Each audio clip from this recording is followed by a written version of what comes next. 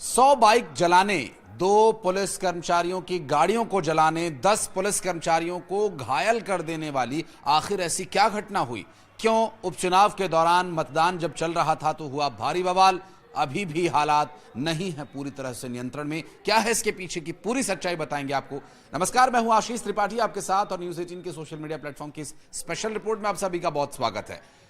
उपचुनाव, मतदान और बवाल, ये सब कुछ हुआ टोंक में उस दौरान भारी बवाल हो गया जब वहां पर मतदान के दौरान एसडीएम को निर्दलीय प्रत्याशी और पूर्व कांग्रेस के नेता नरेश मीणा ने सबके सामने थप्पड़ मार दिया। और इस थप्पड़ कांड के बाद जब पुलिस कार्रवाई करने पहुंची तो पुलिस को भी पीटा गया। उस नरेश मीणा के समर्थकों ने पुलिस के द्वारा नरेश मीणा को हिरासत में लिए जाने के बाद जमकर पत्थरबाजी कर हो हल्ला हुड़दंग मचाकर वहां से छुड़वा लिया। लेकिन यह सब कुछ इतनी आसानी से नहीं हुआ।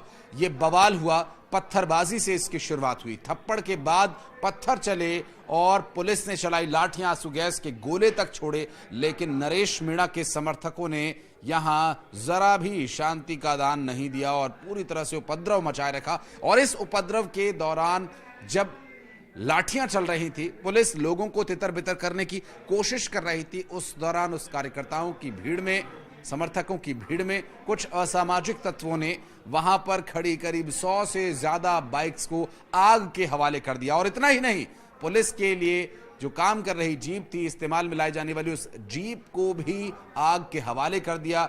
2 4 पहिया वाहन जला दिए गए। और इस पत्थरबाजी में 10 पुलिस कर्मचारियों को भी गंभीर चोट आई, जिन्हें तत्काल अस्पताल ले जाया गया और भर्ती कराया गया और वहां उनका इलाज चल रहा है। आपको बता दें कि नरेश मीणा कांग्रेस के पूर्व नेता हैं और इस बार इस उपचुनाव में वो देवली उनियारा विधानसभा सीट से यहां प्रत्याशी के तौर पर चुनाव लड़ रहे थे। और यहां उनका यह कहना था कि कलेक्टर को मौके पर बुलाइए। अमूमन आपने देखा होगा इस तरह के जो निर्दलीय प्रत्याशी जो किसी बड़ी पार्टी में पहले रहे हों और वहां जब पार्टी में उनकी पूछगाछ नहीं होती है तो उसके बाद फिर वो निर्दलीय चुनाव लड़ने की कोशिश करते हैं, उपचुनावों में हाथ आजमाते हैं। लेकिन वहां पर लाइमलाइट में भला अब कैसे आए? तो वहां अपनी दबंगई दिखाने के लिए, अपनी नेतागिरी झाड़ने के लिए उनका आरोप यह था कि मतदान केंद्र में कुछ गड़बड़ी चल रही है, कलेक्टर को मौके पर बुलाओ। अब कलेक्टर जो उपचुनाव की व्यवस्थाओं में व्यस्त थी, उन्हें मौके पर न बुलाए जाने से नरेश मीणा इतने नाराज हो गए, उन्हें यह बात इतनी नागवार गुजरी कि उन्होंने उस एसडीएम को ही थप्पड़ मार दिया, जो उनके सवालों का मौके पर बड़े ही तसल्ली पूर्वक तरीके से न सिर्फ जवाब दे रहे थे बल्कि व्यवस्थाओं की सार संभाल में भी वो जुड़े हुए थे। सरावता के पोलिंग बूथ पर उस दौरान जमकर उपद्रव मचा जब नरेश मीणा के समर्थक पोलिंग बूथ पर पहुंच गए और धक्का मुक्की करने लगे उन पुलिस कर्मचारियों से जो वहां पर व्यवस्थाओं में लगे हुए थे।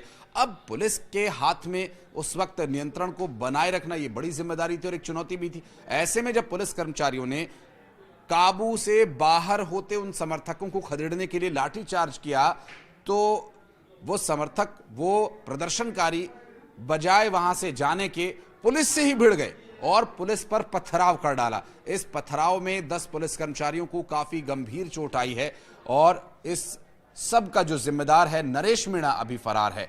लेकिन ताजा जानकारी वो ये कि नरेश मीणा कहीं छिपा हुआ है और वहां से उसने एक ट्वीट पोस्ट किया है और इस पोस्ट में उसने लिखा कि यदि मौके पर कलेक्टर आ गई होती तो ये हालात न बनते। आपको बता दें कि समरावता मतदान केंद्र में उस घटना को कैमरे में रिकॉर्ड कर लिया गया और नरेश मीणा जब पोलिंग बूथ में घुसते हैं उस वक्त एसडीएम अमित चौधरी को वो थप्पड़ मार देते हैं। एक अधिकारी ने यह भी बताया कि पूर्व कांग्रेस नेता और निर्दलीय चुनाव लड़ रहे मीणा ने कथित तौर पर मालपुरा के एसडीएम का कॉलर पकड़कर उन्हें थप्पड़ मार दिया था और बाद में पुलिस ने मीणा को मतदान केंद्र के बाहर निकाला और इसके बाद मौके पर तनाव के हालात बनकर नरेश मीणा को पुलिस हिरासत से फरार करने में उनके सहयोगियों ने, उनके समर्थकों ने बहुत मदद की। जब वो पुलिस पर पत्थरबाजी करने लगे, पुलिस अपनी जान बचाने लगी, इस दौरान मौका पाकर नरेश मीणा वहां से फरार हो गए। अब ग्राउंड पर जाकर देखा गया तो हालात तनावपूर्ण बने हुए किंतु नियंत्रण में है। लेकिन इस उपचुनाव में ये बवाल सिर्फ टोंक तक नहीं बल्कि मध्य प्रदेश के सीहोर में, जहां बुधनी और विजयपुर में भी उपचुनाव हुए, वहां भी थप्पड़ कांड और बवाल और उपद्रव देखने को मिले। लेकिन जो टोंक में हुआ वो और ज्यादा महाभयंकर था, क्योंकि मध्य प्रदेश में छिटपुट घटनाएं हुई, थप्पड़बाजी, कुछ देर की अव्यवस्था थी, लेकिन उसके बाद जो टोंक से तस्वीरें सामने आई और अलग अलग विधानसभाओं में हुए उपचुनाव के दौरान इस उपद्रव से एक बात और यहां पर खुलकर सामने आती है कि इस उपचुनाव के लिए क्या प्रशासनिक स्तर पर तैयारियों में कोई कमी थी, या फिर यहां उपद्रव करने की पहले से ही ठान कर बैठे थे ये लोग और इस तरह के हालात वहां बने। हालांकि चुनाव पर इसका बहुत ज्यादा प्रभाव नहीं पड़ा, कुछ देर के लिए मतदान जरूर धीमा पड़ा, लेकिन हालात को काबू में करने के बाद मतदान को जारी रखना ये सबसे पहली प्राथमिकता थी वहां प्रशासन की, जिसे पूरी तरह से प्रशासन ने निभाया। लेकिन सुरक्षा की दृष्टि से जो यहां हुआ उसका क्या, इस बारे में अगर आप कुछ कहना चाहते हैं तो कमेंट सेक्शन में आपका मोस्ट वेलकम रहेगा।